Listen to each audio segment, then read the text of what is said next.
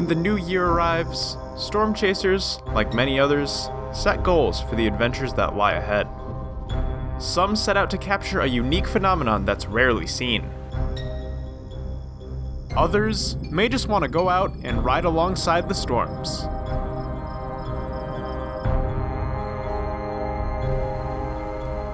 But in a year like 2023, it's not hard to see how so many chasers were able to do both.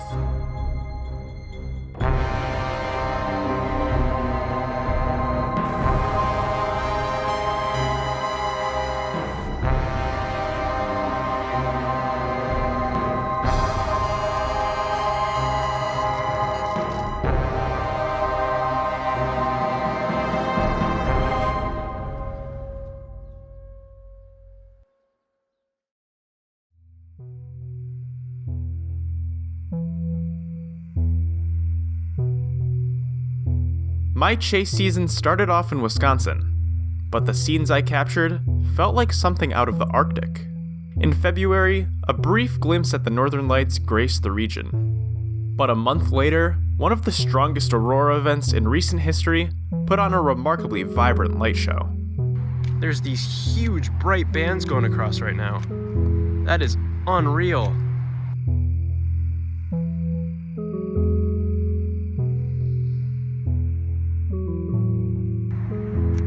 Best aurora display I've ever seen, most vibrant.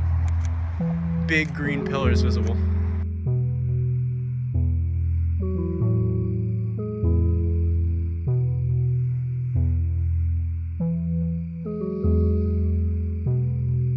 And I can clearly see that band of the aurora with my eyes. That's insane.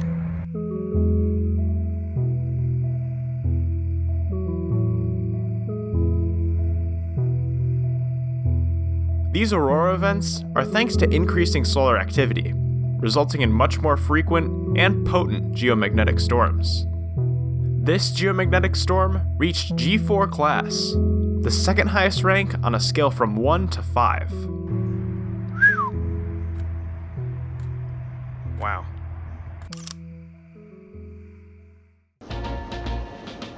In March, I finally saw my first thunderstorm of the year while down in Puerto Rico. But back home, one of the largest tornado outbreaks in history was raging. On March 31st, over 140 tornadoes ripped across a large swath of the country. The strongest tornado was an EF4 that struck southeast Iowa. This tornado had peak winds of 170 miles per hour as it swept houses off their foundations. Missing an outbreak of this scale really stung, especially since I had never seen a tornado before. But just a week later, another tornado outbreak was expected over the same region. If I was ever going to get my first tornado, this was the day. I started my chase in eastern Iowa, as I thought storms would fire in the southeast region of the state. But storms ended up firing much further south in Missouri. If I was going to catch these storms, I would have to make a mad dash into central Illinois. Today has been a wild goose chase. Luckily, I made it to the scene, just as the first tornado warning was issued. All right, tornado warning. Coming up on it. We'll be there shortly. All right, here we are.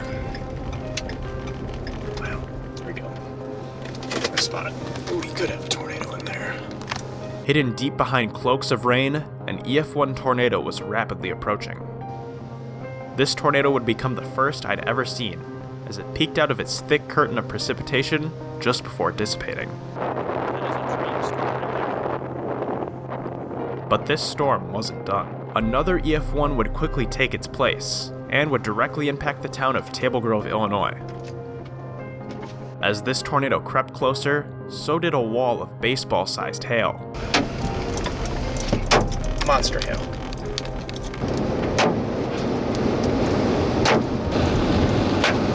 After moving to the east, I was in a perfect spot to catch the early stages of the strongest tornado of the day.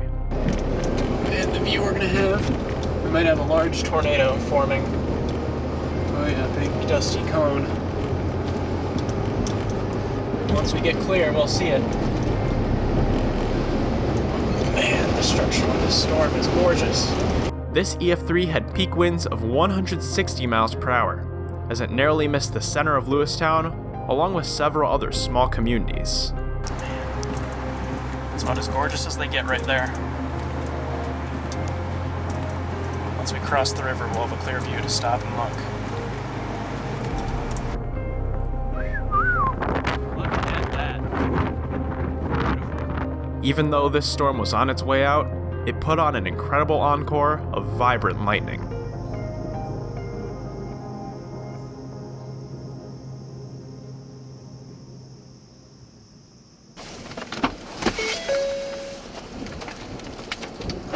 The rest of April was fairly quiet, as I spent my time chasing small local setups. Well, how about that? Some pretty good hail. Here's the hail compared to a chapstick cap. We are making our way south towards Harvard, Illinois. We can barely see our storm base just out on the horizon over there. Pretty good supercell, eh? This supercell looked like it was getting stronger, as a thick rotating wall cloud began to materialize. But strong outflow quickly killed off this storm. While thunderstorm activity was somewhat lackluster throughout the rest of the month, geomagnetic storm activity was about to ramp back up. On April 23rd, a massive geomagnetic storm slammed into the planet and provided much of the mainland US with a rare view of overhead auroras. Not even out of the city, we have light pollution everywhere and you can still see them clear as day.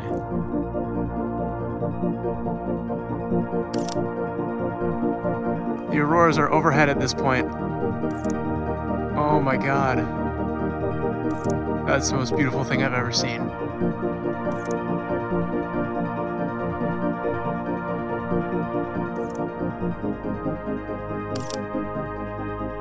Another night of northern lights and sandy. The auroras just keep one-upping themselves. I thought the one in March was the best one I have ever seen, but this one beat it out by a long shot. I don't think I'll ever see anything as good as this in my life ever again. As May moved in, thunderstorm activity was almost non-existent in Wisconsin. That's dead. But out in the Great Plains, it seemed like tornadoes were happening almost every day.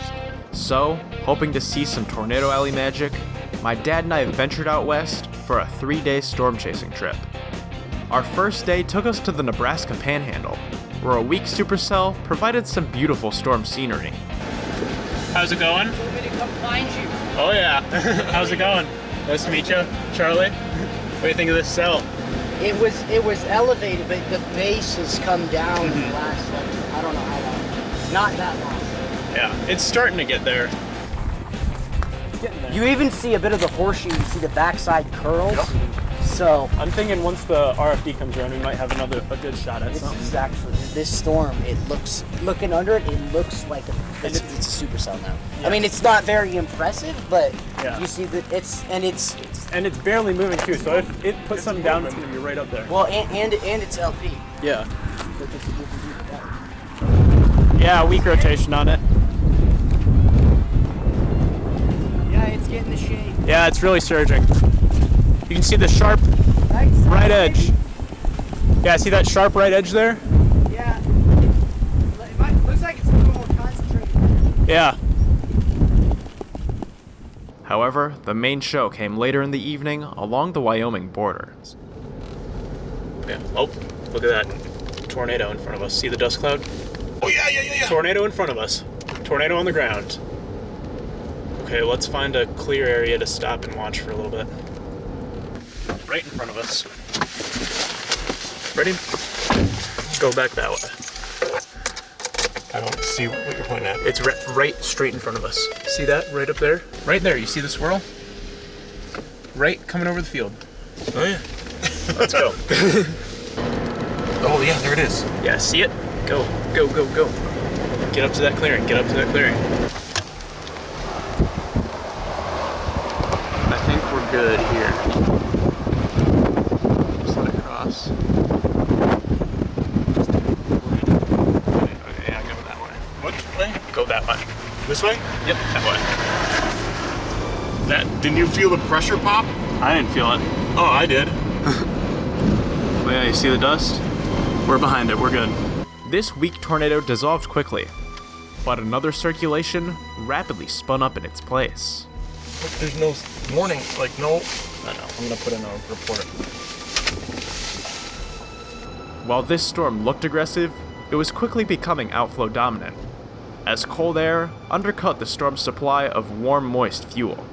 With the storms dying out, we treated ourselves to some of the finest storm-chasing cuisine and began preparations for day 2. The following day in South Dakota, a cluster of weak thunderstorms were merging into a larger line. It's rotating a little bit. You can kind of see it. You can see this kind of going light rotation. These storms merging together helped provide a small amount of spin.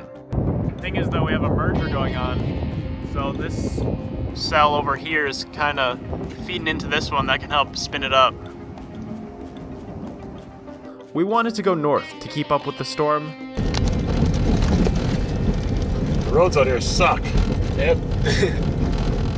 But the potholes out here weren't messing around. The only way to get back ahead of this storm was to punch through its rotating base. It's rolling. Yeah. See that? It's going through it's pulling this way. Yeah. It's pulling out. Did we just go on a rain ramper? Some sort of spout? See, because it was blowing this way. Yeah, now it's going the other way.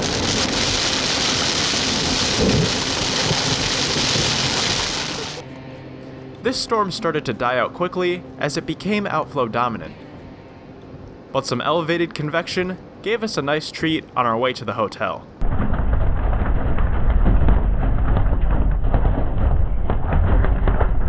wonder it was so white. Yeah. Why didn't you take something? The final day of our trip would take us back south into Nebraska. I think we picked the right one today.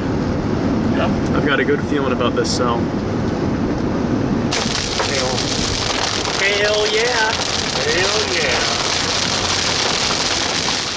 Initially, this isolated cell looked to be developing nicely. We have some very, very hot air feeding into this thing. We might have a base starting to get more developed over here. However, numerous weaker cells firing in the vicinity would choke off this storm's warm inflow supply. Yeah, that's Ryan. You want to pull up by him?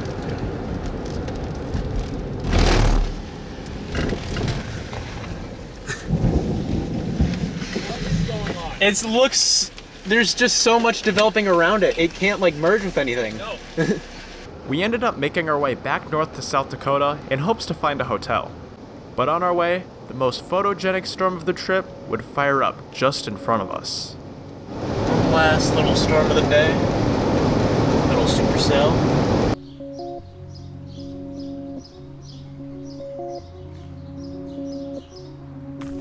Wow. Look at that thing.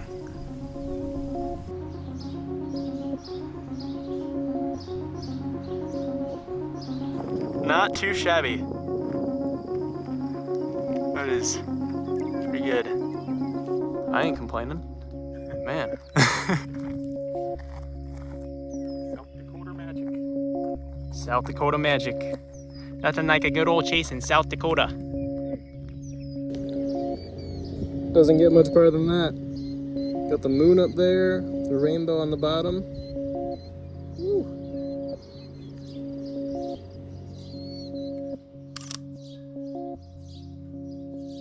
We traveled over 2,000 miles during our trip, and it was definitely sad to leave the Great Plains behind. Luckily, the wild weather greeted us back home, as converging outflow from a few pulse storms twisted together into a transient funnel cloud. That interesting feature, that needle sticking out.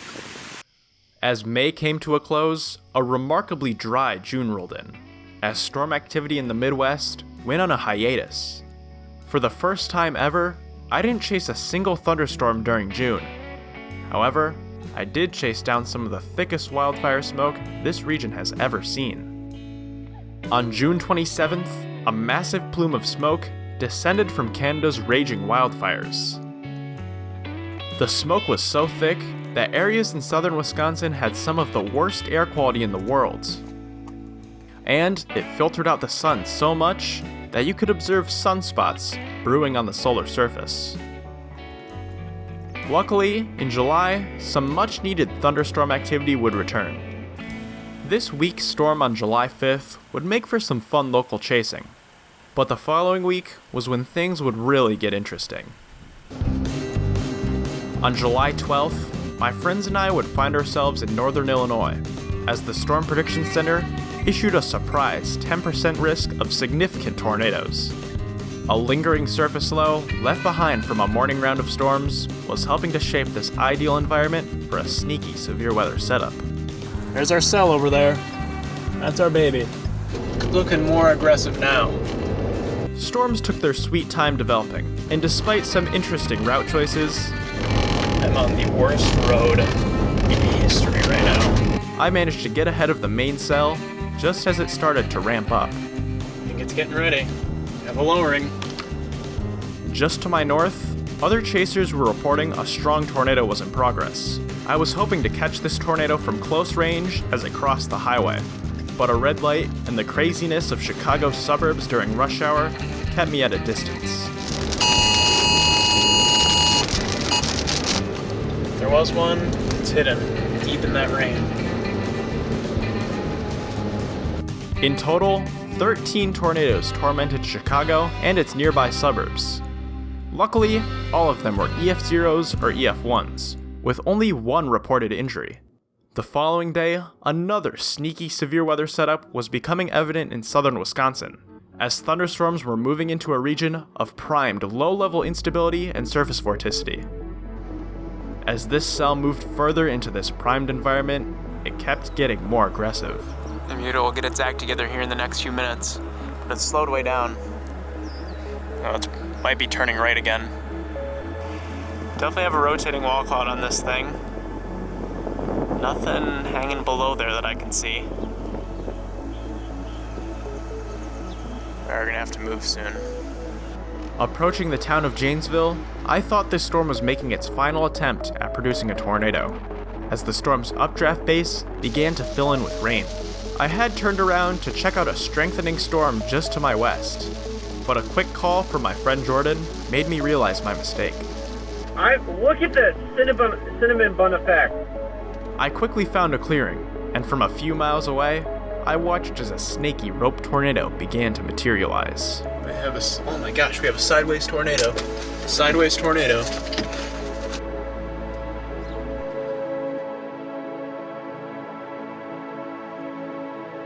This tornado was rated EF0, as it did light damage to a few trees. And it occurred in a region that didn't even have a tornado probability. Catching a sneaky, photogenic tornado like this was incredibly rewarding. But the storms still weren't done.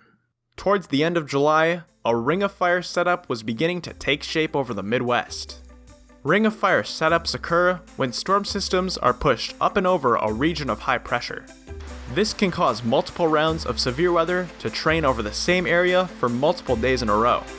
The first storm of this event came at 6 a.m. on July 26th. It's not very often I'm chasing with a sunrise. Usually I'm chasing in the sunset. There we go.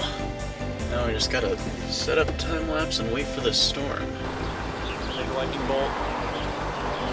This thing is gonna pack a punch.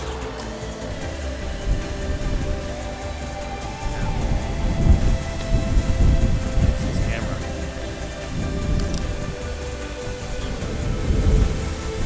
Look at that baby roll. It's gonna be time to pack it up, I believe.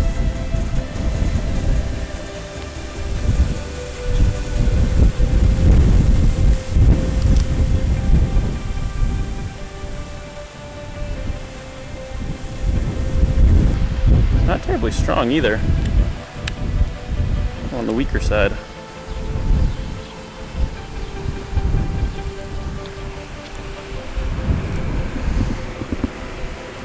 Around noon that day, I made my way southwest towards the second round of storms.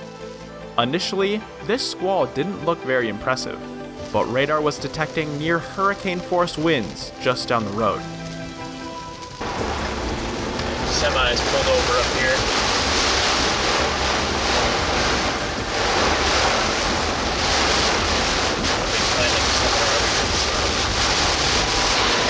Strongest winds I've ever experienced here. Shaking the whole car.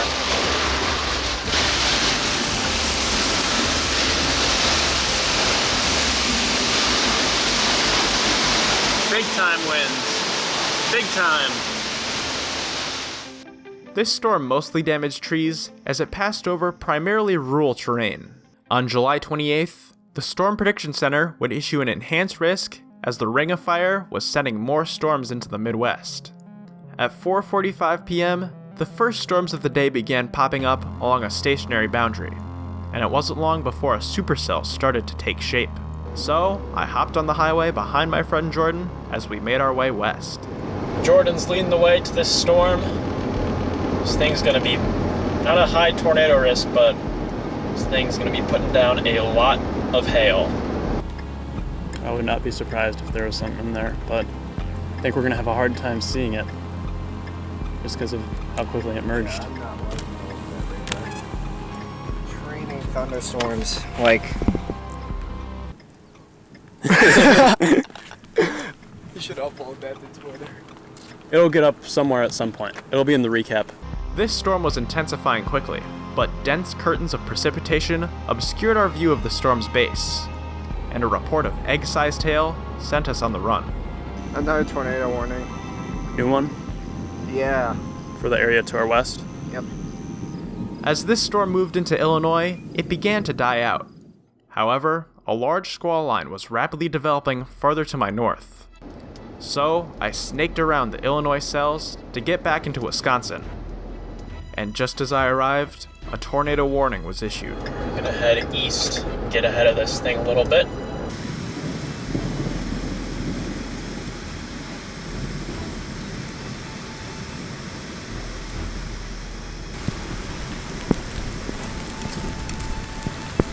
Alright, we gotta go. We're not safe anymore.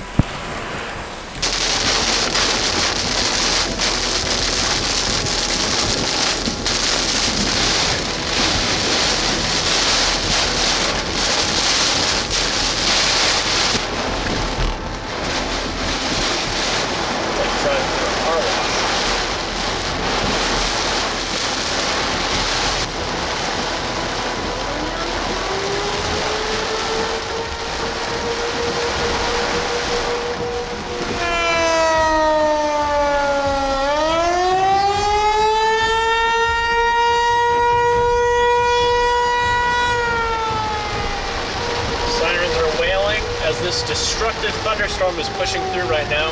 Winds have definitely exceeded the destructive criteria needed to activate the warning system, and this road here is starting to get washed out. We're gonna try to push through. This was the most impactful storm I documented during the late July Ring of Fire event. Winds up to 80 miles per hour tore down trees, heavy rains flooded streets, and there was even a weak tornado.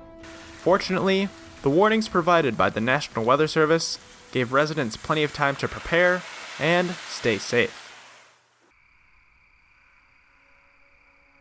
At the beginning of August, Wisconsin got a much-needed break from severe weather, and the auroras made a brief return to the region. Luckily, there was a big enough crack in the clouds for a quick look into the light show. On August 11th, the storms made their return as a weak squall line pushed through. This storm wreaked havoc on lawn chairs and trash cans as a strong breeze sent them tumbling down the street.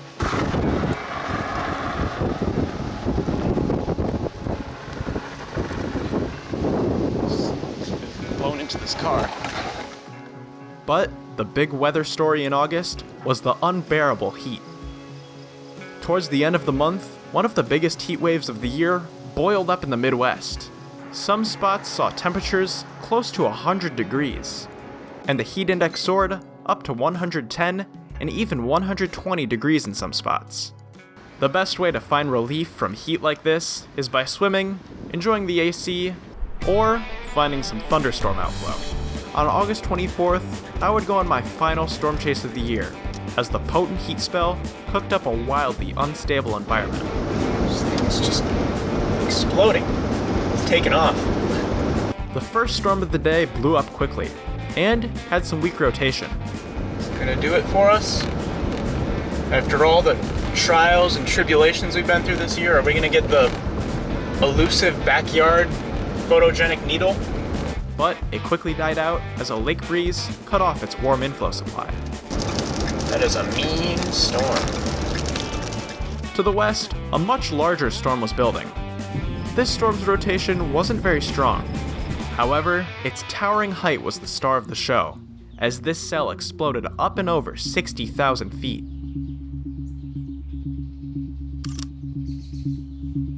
This storm is looking very outflow dominant.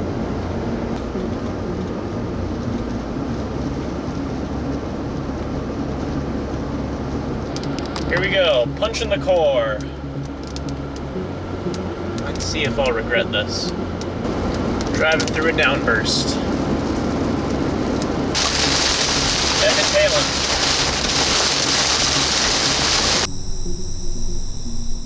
This event was a great way to end August, along with my chase season, as I'd be moving out to school, where I don't have a car. I might have been done storm chasing for the year, but aurora chasing quickly took over, as I document a few more beautiful aurora events for the 2023 Encore.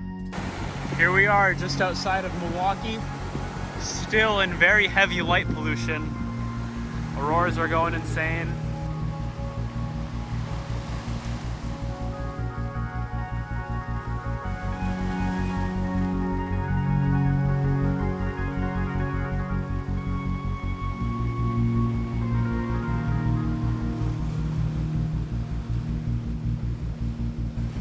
Here we are again, shooting more auroras. They're not as bright as they've been, but you can still see that faint green glow just hovering on the horizon.